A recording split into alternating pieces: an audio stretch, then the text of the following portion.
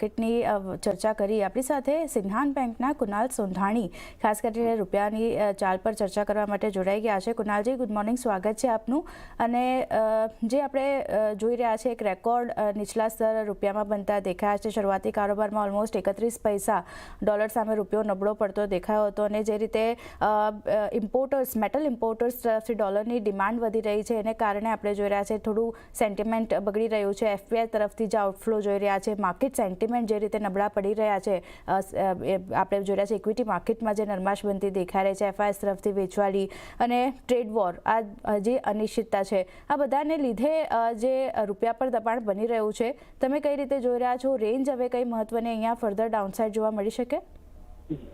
તો સૌથી પહેલા મારા હિસાબથી જે રીઝન્સ આપણે કાં તો માર્કેટ એટ્રીબ્યુટ કરે છે વિથ રિસ્પેક્ટ ટુ ટેરિફ્સ, કાં તો ડીલે ઇન ટેરિફ્સ, કાં તો આપણે વાત કરીએ છીએ ગ્રીનલેન્ડની, I don't think those are the real reasons. મને નથી લાગતું કે આ રીઝન્સ છે રૂપી વીકનેસ અને ઇવન જે સેલ ઓફ છે ઇન ઇક્વિટી માર્કેટ્સ.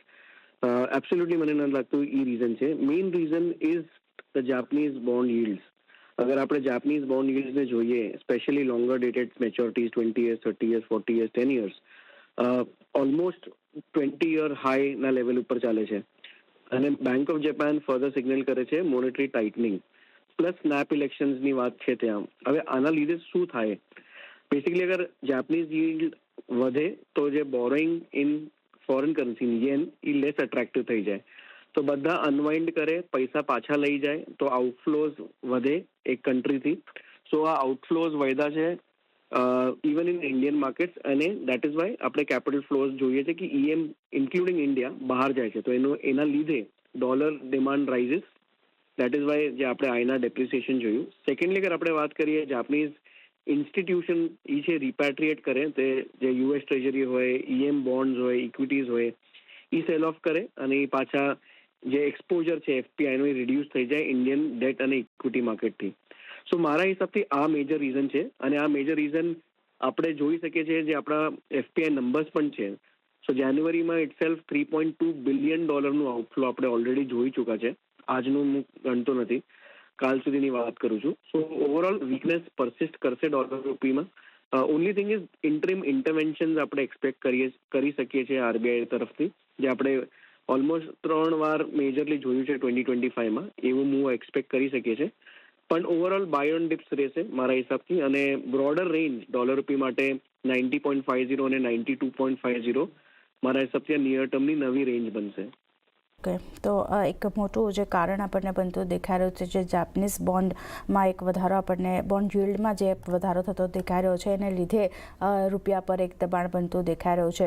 પણ કુનાલજી, જો આપણે વાત કરી લઈએ 2025ની, કારણ કે ત્યાં પણ ઘણા બધા ફેક્ટર હતા જે રૂપિયાની નરમાશમાં આપણને કોન્ટ્રીબ્યુટ કરતા દેખાઈ રહ્યા હતા. ઓલમોસ્ટ 4.95%નો ઘટાડો આપણને 2025માં જોવા મળતો દેખાઈ રહ્યો છે. લાગી રહ્યું છે કે 2026નું વર્ષ પણ, કારણ કે શરૂઆત તો આપણે જ ફંડામેન્ટલને આગળ લઈને ચાલી રહ્યા છે જે રૂપિયામાં નરમાશ બતાવી રહ્યું છે, હજી અહીંયા કન્ટિન્યુ લાગી શકે આ વર્ષ પણ થોડું કરન્સી માર્કેટમાં પ્રદર્શન રૂપીનું નબળું રહેતું દેખાઈ શકે? રૂપી હિસ્ટોરિકલી પણ ડેપ્રિશિએટેડ કરન્સી છે, કેમ કે obviously forward premium differential positive છે, તો ડેફિનેટલી ડેપ્રિસિએશન ફેઝ તો હશે જ. અગર આપણે લાસ્ટ 25 વર્ષની વાત કરીએ તો એવરેજ CAGR ડેપ્રિસિએશન અરાઉન્ડ 4% આસપાસ છે. સો અગર પાસ 25 વર્ષ અને અગર લાસ્ટ યરની વાત કરીએ તો એવરેજ 4 to 5% ડેપ્રિસિએશન આ વર્ષ પણ આપણે જોઈ શકીએ. અગર ઇન નંબર્સ હું વાત કરું તો ડોલર રૂપી આ વર્ષ 94 સુધી એકવાર જઈ શકે છે. ઇન્ટરવેન્શન્સ હશે, થોડુંક રિકવરી પણ આવશે, બટ ઓવરઓલ ડેપ્રિસિએશન ફેઝ મને લાગે છે ટુવર્ડ્સ 94. અને બોટમની અગર વાત કરું નીચેના તરફ for the year, I think 88.5ના નીચે મને નથી લાગતું આ વર્ષમાં જશે. 94 સુધી ડેપ્રિસિએશન જે છે તે અહીંયાથી રૂપિયા આપણને બતાવી શકે છે, એટલે અહીંયા એક નજર રાખવાની રહેશે. આભાર કુનાલજી, સમય ફાળવી અમારી સાથે ચર્ચા કરવા માટે.